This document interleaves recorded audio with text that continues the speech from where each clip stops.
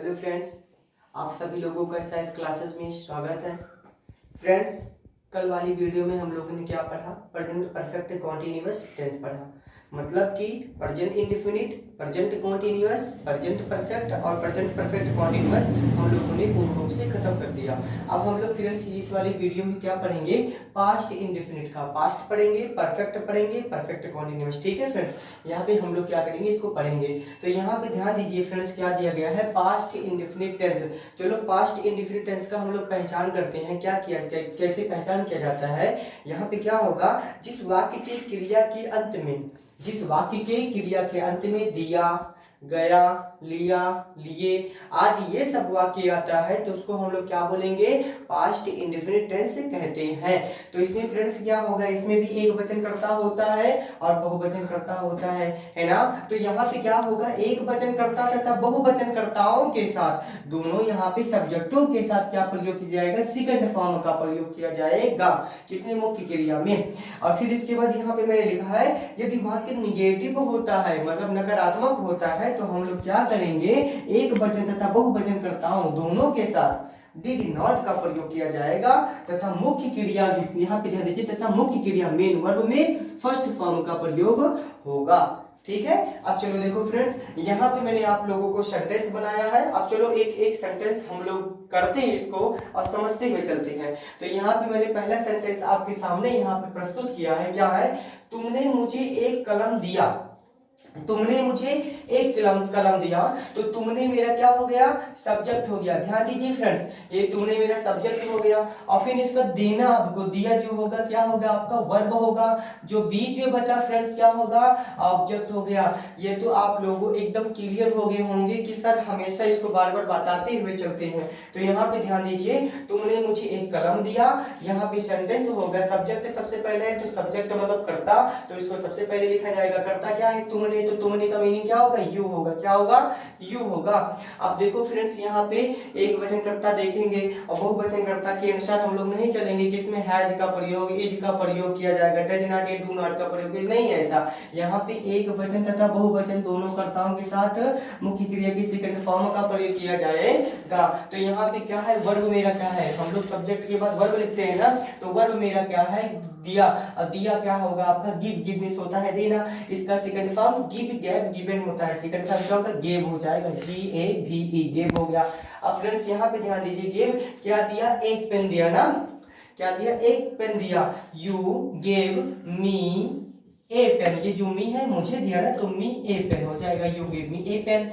Friends, ये आप लोगों को अफर्मेटिव का मैंने 2 वाक्य बताया है। अब चलो मेरा पहला वाक्य जिसमें से क्या हुआ? कंप्लीट हुआ, समझाया मैंने इसको। अब चलो दूसरा वाक्य हम लोग देखते हैं यहाँ पे क्या होगा। देखो फ्रेंड्स, यहाँ पे क्या है? सीता मुझे हिंदी पढ़ाती थी। देखो इसमें क्या है? सीता मुझे हिंदी पढ़ाती थी। इसे भी पूछ सकता है, पहचान में दिया जाएगा। इसमें देखो बहुत हार्ड है थोड़ा। पढ़ाती थी तो घबराइए मत, ये भी कौन सा टेंस है? पास्ट इंडेफिनिट टेंस है। ठीक है फ्रेंड्स। अब यहाँ पे क्या होगा? सीता। तो यहाँ पे सीता सब्जेक्ट है, तो सीता का मीनिंग क्या होगा? सीता ही होगा। सीता किसी गर्ल का नाम है ना, लड़की का नाम है, तो मैंने यहाँ पे सीता लिख दिया। अब देखो यहाँ पे पढ़ाती थी, पढ़ाने का मीनिंग क्या होगा? टीच होता है। सेकंड फॉर्म क्या होगा? टॉट होगा। इसका क्या करेंगे? टॉट लिखेंगे, TAUGHT, टॉट हो जाएगा। क्या किसे पढ़ाती थी? मुझे पढ़ाती थी ना।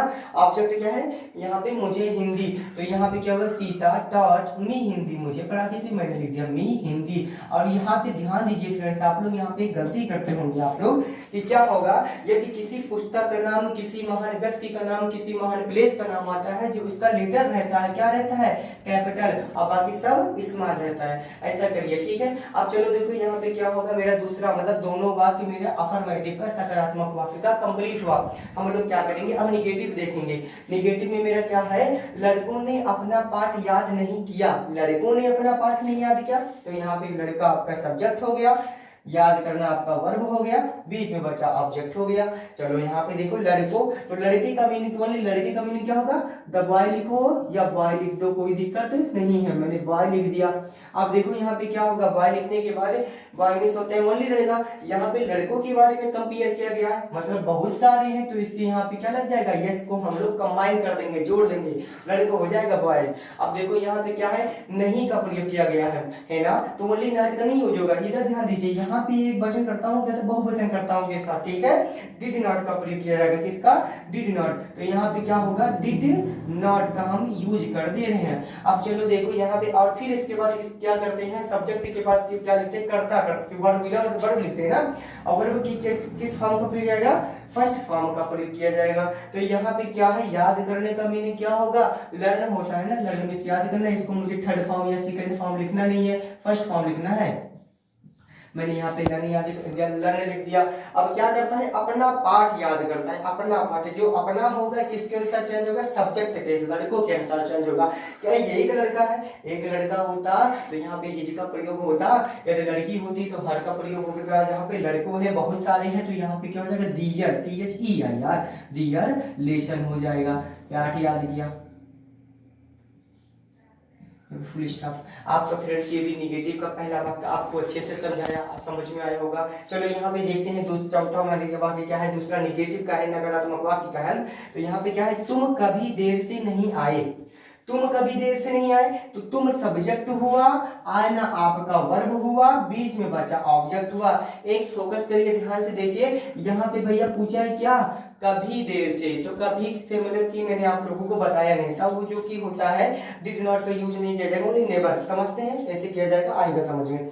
यहाँ पे सब्जेक्ट जब यू है तो यू का मीनिंग क्या होगा, सॉरी तुम का मीनिंग क्या होगा, यू होगा। मैंने यहाँ पे यू लिख दिया। अब देखो यहाँ पे नहीं है, तो यहाँ पे डिड नॉट का आप नहीं यूज करेंगे। क्यों नहीं करेंगे, क्योंकि सर यहाँ पे क्या आ गया है, कभी, कभी आ गया है। यदि कभी आता है तो हम लोग क्या करेंगे, नेवर का यूज कर देंगे। नेवर किस होता है, कभी नहीं है ना, तो नेवर यानी EVER, नेवर का यूज कर दिया, यानी EVER नेवर का यूज कर दिया। अब वर्ब मेरा क्या है, कम है ना, कम होता है। सेकंड फॉर्म क्या होगा, केम होगा। यहाँ पे सेकंड फॉर्म क्या हो जाएगा, सेकंड फॉर्म को कैम का प्रयोग कर देंगे।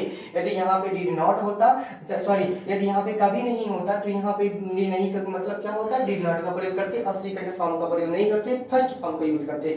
बट यहाँ पे कभी दिया गया है तो यहाँ पे क्या प्रयोग करेंगे, यहाँ पे फर्स्ट फॉर्म नहीं सेकंड फॉर्म का प्रयोग किया जाएगा। अब देखो यहाँ पे कभी देर, यू नेवर केम, कहाँ देर से, यहाँ पे लेट हो जाएगा, late, you never came late, यहाँ पे फुल स्टॉप। आपको ये भी वाक्य समझ में आया होगा। अगर नेगेटिव में भी रहेगा तब भी हम लोग नहीं के जगह पे क्या लगा देंगे, कभी नहीं के जगह पे नेवर लगाएंगे। अब चलो देखो यहाँ पे क्या है, आपका दो वाक्य मैंने निगेटिव का कंप्लीट किया, नकारात्मक का बता दिया। अब चलो देखते हैं यहाँ पे मेरा पांचवा वाक्य क्या है, पांचवा छठवां आपका क्या है, इंट्रोगेटिव, मतलब कि क्या है, प्रश्नवाचक वाक्य है। तो फ्रेंड्स यहाँ पे मेरा ध्यान दीजिए, नजर पे डालिए आप। यहाँ पे क्या है, वह बाजार क्यों नहीं गया, यहाँ वह बाजार क्यों नहीं गया। तो यहाँ पे क्या होगा, सबसे पहले देखो बीच से क्वेश्चन पूछा है, पहचान करेंगे कि मेरा इंट्रो है कि यहाँ पे अफर्मेटिव है कि नेगेटिव है। मेरा इंट्रो है, क्यों ऐसे पहचाने, क्योंकि बीच में क्यों से क्वेश्चन पूछा है। ऐसी कंडीशन में हम लोग सबसे पहले क्या करेंगे, क्यों का मीनिंग लिखेंगे, व्हाई मींस क्या होता है, क्यों होता है। अब चलो देखो, कर्ता मुझे एक वचन बहुवचन तो देखना नहीं है कि मुझे कर्ता के अनुसार यहाँ पे ही आई एम आगे प्रयोग किया जाएगा, ऐसा कुछ भी नहीं। आपको देखो यहाँ पे क्या है, निगेटिव है, यहाँ पे नहीं है, यहाँ पे क्या प्रयोग करेंगे, डिड का प्रयोग कर दो। और फिर इसके बाद चलो देखो, कर्ता मेरा क्या है, वह है ना, वह का मीनिंग क्या होगा, ही होता, लड़की होती सी होती, बट यहाँ पे लड़का इसलिए यहाँ पे हो गया। अब इसी के जस्ट बगल में हम लोग कर्ता के बगल में क्या लगा देंगे, नॉट का यूज करेंगे। किसका प्रयोग, नॉट का यूज करेंगे। और फिर इसके बाद यहाँ पे क्या होगा, गया, जाने का मीनिंग क्या होगा, गो होगा, लेकिन यहाँ पे फर्स्ट फॉर्म का प्रयोग किया कि जाएगा। देखो इधर लिखा दिया हूं मैं। अब देखो कहाँ गया, टू मार्केट गया, तो यहाँ पे मैं क्या लिख दूंगा, to market, question mark. Friends ये भी मैंने देखो पांचवा वाक्य बताया जो कि इंट्रोगेटिव का था, प्रश्नवाचक का था, ये भी समझ में आया होगा। चलो हम लोग इस यहाँ पे क्या सेंटेंस का लास्ट आपका वाक्य देखते हैं। यहाँ पे क्या है, ये भी इंट्रोगेटिव है, तुम्हारे पिताजी कानपुर कब आ गए। फ्रेंड्स बताइए कौन सा सेंटेंस है, इंट्रोगेटिव सेंटेंस है। कोई पूछेगा कैसे, बोल देना सर यहाँ पे सब बीच में क्या है, कब से क्वेश्चन पूछा है, मतलब प्रश्नवाचक वाक्य है। तो ऐसी सिचुएशन में क्या करेंगे, कब का मीनिंग लिखेंगे, व्हेन मींस क्या होता है, कब होता है ना, व्हेन मींस क्या होता है, कब या जब। यहाँ पे मैंने व्हेन लिख दिया। और फिर इसके बाद चलो फ्रेंड्स यहाँ पे देखेंगे हम लोग, यहाँ पे क्या, आप डिड का प्रयोग कर दीजिए बिना कर्ता के अनुसार, मतलब एक वचन पे बहुवचन देखो नहीं। अब चलो देखो यहाँ पे डिड का प्रयोग कर दिया। अब तुम्हारे पिताजी, तुम्हारे पिताजी का मतलब क्या होगा, योर फादर, क्या होगा, योर फादर। मैंने यहाँ पे योर फादर लिख दिया। और फिर इसके बाद यहाँ पे देखो फ्रेंड्स क्या है, नहीं तो है नहीं कि यहाँ पे मैं नॉट का यूज कर दूं। क्यों? अब चलो देखो यहाँ पे ज्ञाने का मीनिंग क्या होगा, गो होगा। मैंने यहाँ पे क्या लिख दिया, गो लिख दिया। कहाँ गए? टू कानपुर गए, है ना, to Kanpur, KANPUR, Kanpur question mark. यह का फ्रेंड्स आपका क्या है, वाक्य कंप्लीट हुआ। मैंने फ्रेंड्स यहाँ पे देखिए दो अफर्मेटिव, दो निगेटिव, दो इंट्रोगेटिव, मतलब टोटल 6 सेंटेंस मैंने आपके सामने प्रस्तुत किया था। और सही है, आपको सेंटेंस मैंने अच्छे से समझाया। यदि फ्रेंड्स आप लोगों को ये सेंटेंस समझ में आया होगा तो अपने दोस्तों को शेयर करिएगा। और फिर इसके बाद अगर इसको अच्छा लगा हो तो इसको लाइक, शेयर और सब्सक्राइब करिएगा। Thank you so much.